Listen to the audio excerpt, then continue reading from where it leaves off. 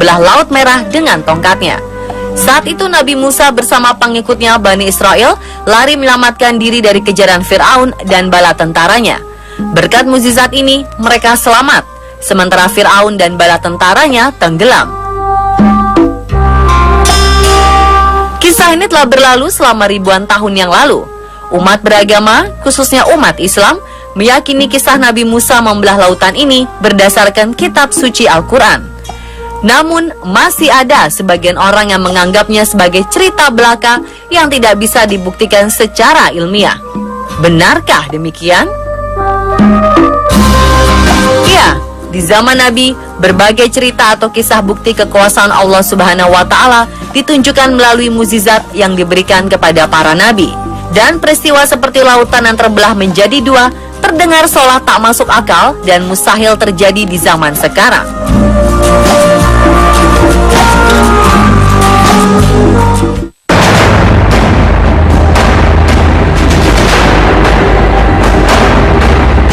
Nyatanya seorang arkeolog menemukan beberapa bukti tentang kisah Nabi Musa alaihissalam membelah lautan. Ia adalah Ron White, yang pada akhir 1988 lalu mengklaim bahwa dirinya telah menemukan beberapa bangkai roda kereta tempur kuno di dasar Laut Merah.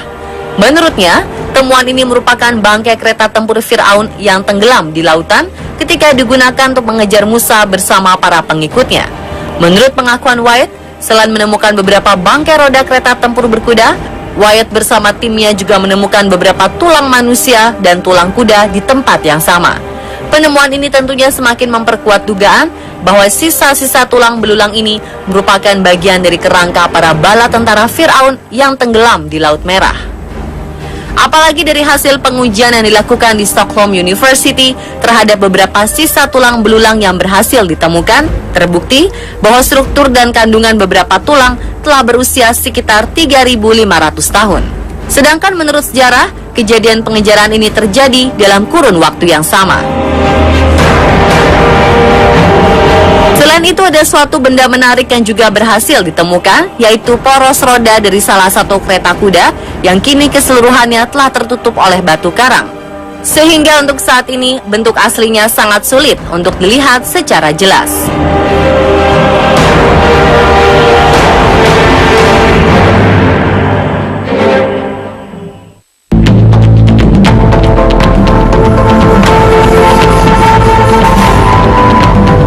Menurut para ahli, pada bagian peta yang dilingkari warna merah, disinilah lokasi di mana Nabi Musa bersama para kaumnya menyeberangi Laut Merah. Lokasi penyeberangan diperkirakan berada di Teluk Aqaba di Nuweiba, sebuah kawasan kota pantai di tepi timur semenanjung Sinai, Mesir. Kedalaman maksimum perairan di sekitar lokasi penyeberangan adalah 800 meter di sisi ke arah Mesir dan 900 meter di sisi ke arah Arab. Sementara itu, di sisi utara dan selatan lintasan penyeberangan, kedalamannya mencapai 1.500 meter. Kemiringan laut dari Nuweiba ke arah Teluk Aqaba sekitar 1/14 atau 4 derajat. Sementara dari Teluk Nuweiba ke arah daratan Arab sekitar 1/10 atau 6 derajat. Dengan jarak antara Nuweiba ke Arab sekitar 1.800 meter, lebar lintasan Laut Merah yang terbelah diperkirakan 900 meter.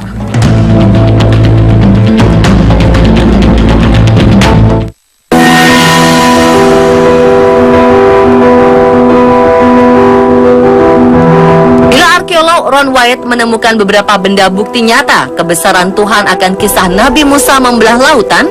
Sekelompok ilmuwan lain yang melakukan sejumlah penelitian, akhirnya mereka berani mengatakan bahwa keajaiban laut terbelah dalam kisah terkenal mukjizat Nabi Musa ini merupakan fenomena alam. Seperti dilansir Daily Mail, Rabu 22 September 2010, sekelompok ilmuwan dari National Center for Atmospheric Research di Colorado, Amerika Serikat menemukan bahwa air laut yang tersibak itu adalah akibat gerakan angin. Dalam sebuah simulasi komputer yang dilakukan para ahli di Colorado, diketahui bahwa angin timur yang berhembus dengan sangat kuat selama 12 jam dalam semalam bisa menyibak air laut, menciptakan sebuah jalan tanah sebagaimana digambarkan dalam kisah Exodus Nabi Musa. Sedikit berbeda dengan deskripsi lokasi di kitab suci, para ilmuwan ini meyakini bahwa lokasi keajaiban bukan di Laut Merah, melainkan di lokasi di dekatnya, yakni delta Sungai Nil, di mana sebuah sungai kuno menyatu dengan laguna. Dari penelitian yang dilakukan, para ilmuwan ini menemukan bahwa angin timur dengan kecepatan 101,3 km per jam yang bertiup dalam waktu 12 jam akan mendorong air, baik di danau maupun aliran air.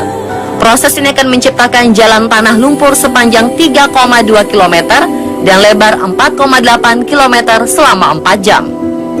Saat kecepatan angin turun, air akan kembali ke posisi awal, mirip fenomena pasang surut. Dalam Journal Public Library of Science 1, para ahli menguraikan bahwa siapapun yang terdampar dalam lumpur ini sesudah angin melemah akan berisiko tenggelam. Ketua tim peneliti ilmuwan bernama Carl Drew mengatakan bahwa membelah lautan dalam kisah Nabi Musa dipandang masuk akal dalam hukum fisika. Ia menjelaskan, membelahnya laut bisa dipahami melalui dinamika fluida. Angin menggerakkan air dengan cara yang sesuai dengan hukum fisika, menciptakan jalan aman dengan dinding air di dua sisi, lalu air itu runtuh dan menenggelamkan jalan. Simulasi komputer juga menunjukkan tanah kering bisa terlihat di dua lokasi terdekat selama badai angin.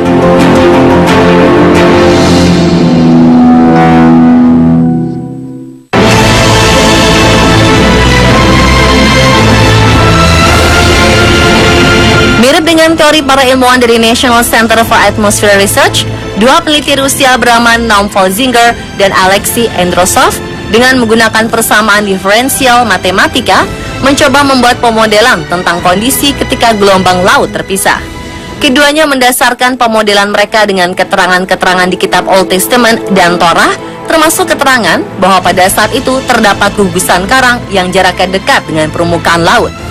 Dalam pemodelan hidrodinamik, diadakan simulasi beberapa kecepatan angin yang diperlukan dan kekuatan badai yang dibutuhkan, agar gugusan karang tersebut kering pada saat laut surut.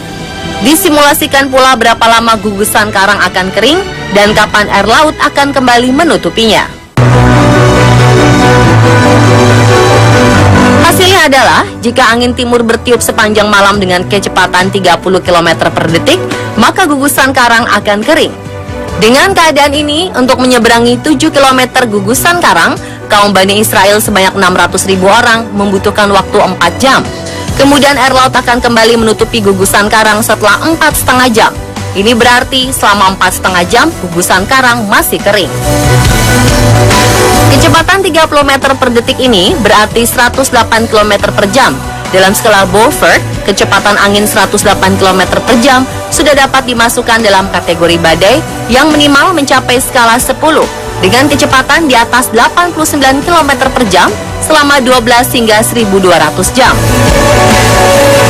Adanya penemuan dari arkeolog dan beberapa ilmuwan yang cukup menggemparkan membuat sebagian orang semakin yakin akan tanda kebesaran Allah Subhanahu wa Ta'ala. Dan ada juga yang berpikir, apakah mukjizat Nabi Musa ini merupakan fenomena alam yang bisa dibuktikan secara ilmiah? Lalu bagaimana kaitannya dengan kisah yang sebenarnya dalam kitab suci Al-Quran? Nantikan kelanjutannya besok malam hanya di On The Spot.